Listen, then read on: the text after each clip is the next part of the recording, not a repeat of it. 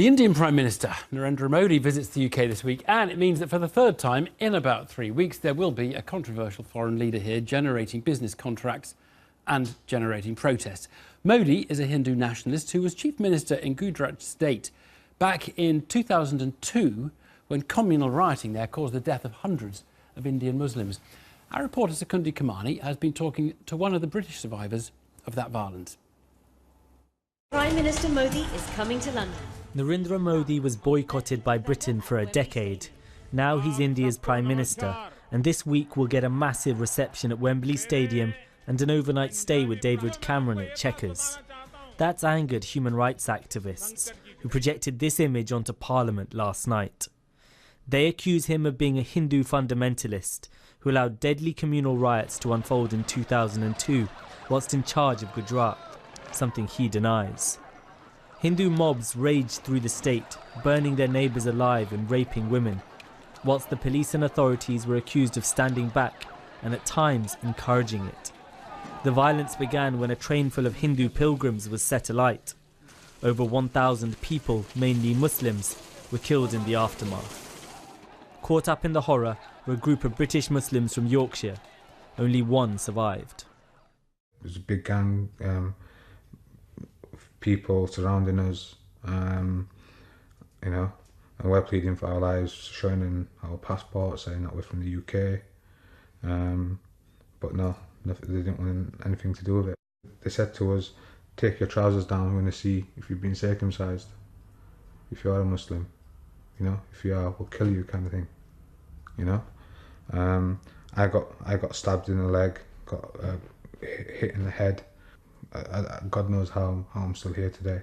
Imran was on his first trip to India with his uncle Saeed and Sakil and their friend Mohammed Aswat. Driving back from the Taj Mahal into Gujarat, they were attacked by a mob. This was what was left of their car. Despite his injuries, Imran survived. The family only later discovered how the others were killed.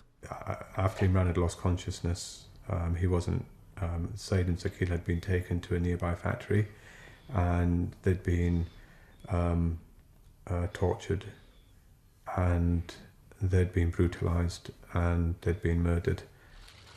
Narendra Modi, a self-declared Hindu nationalist, was Chief Minister of Gujarat at the time. One of his aides was later convicted of organising a massacre, but no case against Modi has been successful so far. He strongly denies any wrongdoing, though he once said he regretted Muslim suffering as he would a puppy being run over by a car. His critics say he shouldn't be getting this kind of welcome from Britain.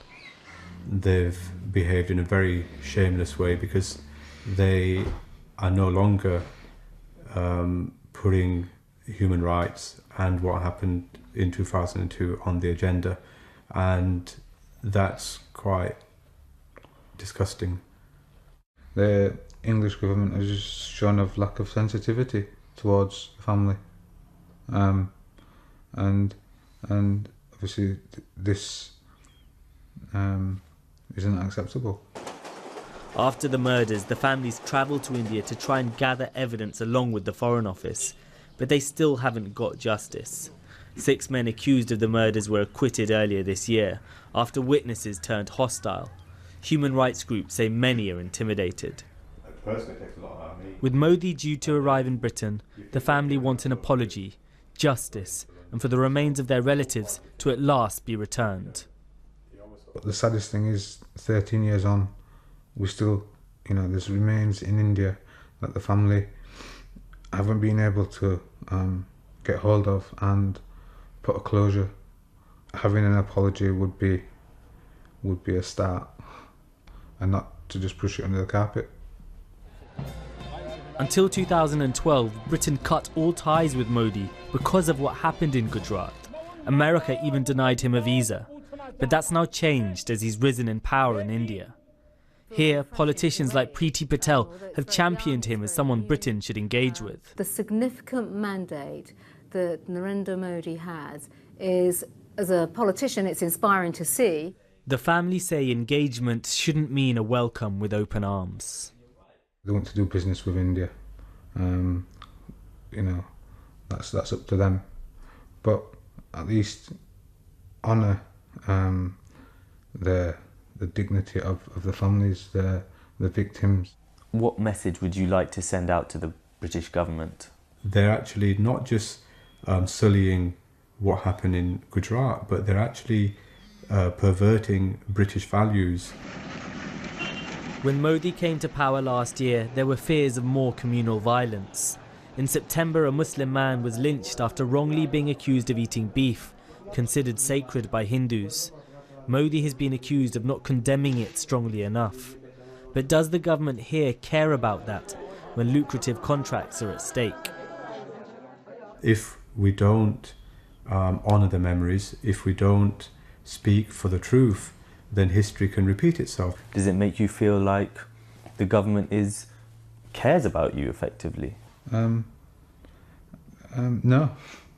Simple as that.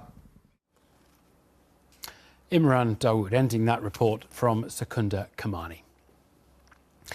The geneticist John Hardy from UCL finds himself a couple of £1 million richer today. He was awarded something less well known, but considerably more generous than a Nobel Prize.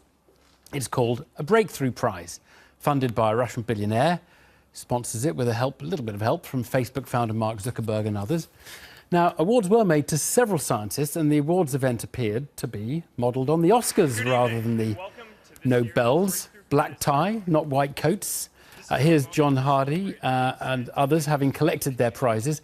Lots of showbiz, lots of glitz. The whole thing appears designed to bring glamour to science, to make celebs out of the scientists. Has to be said that celeb, that's not a label one would think fits Professor Hardy very well. He's generally seen as more substance than style. And I'm happy to say he joins us now from California. Good evening to you. John Hardy, how did you find the ceremony? Not the sort of thing you're accustomed to, I'd imagine.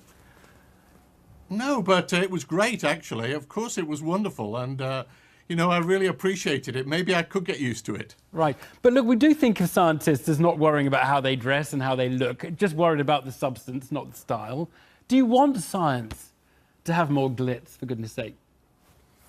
I think that I think it's good that scientists are held in, you know, more esteem and so on. I think that's a very good thing. Not me personally, of course, and anyone who knows me knows that I'm not famous for my dress sense. So, you know, I think there is a good thing for science itself to be made more glamorous, perhaps. For sure, I do. Yeah. Tell us a little about what it is that you won the prize for. It's a series of things to do with dementias, really. We found in the early 1990s in Alzheimer's disease mutations in the amyloid gene. Amyloid is the protein which is deposited in Alzheimer's disease, and so that led us to suggest that amyloid was the essence of the start of the disease. Then later we found other genetic causes which fitted with that process, with the process starting from amyloid and going through other things to cell death and then to dementia and so on. So it allowed us to map out a pathway to disease.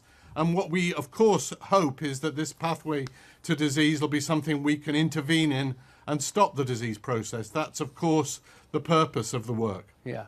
Well, it's great to have it acknowledged, obviously. And you won, it's about £2 million, but you have to pay tax on that, don't you? So how much do you actually get out at the end of all of that? I don't know exactly, but something something considerably over £1 million.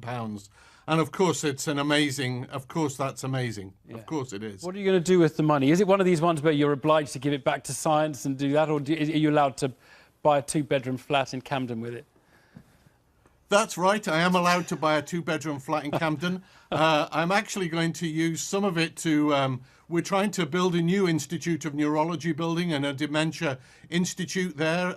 So I'm going to put some to try and push that fundraising for that new building along. But yes, I am going to buy a little house in London. That's exactly what. Yeah, it doesn't go very far, that kind of money, if you want to buy a house in London.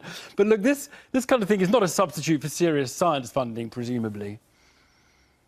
No, it isn't. But I think it's very important that the public realise what science is about, and indirectly, I think that helps science funding. You know, I think it's very important as scientists we explain what we're doing, And, you know, that's a virtuous circle. If we explain what we're doing to the public put pressure on the politicians and science funding increases. So if we can get into a virtuous circle for science funding, that's a great outcome. Yeah. And you've worked in you work in the UK, you've also have worked in the United States. I just wonder, in 3 sentences, which of those do you think is now a better environment for scientists to discover things in?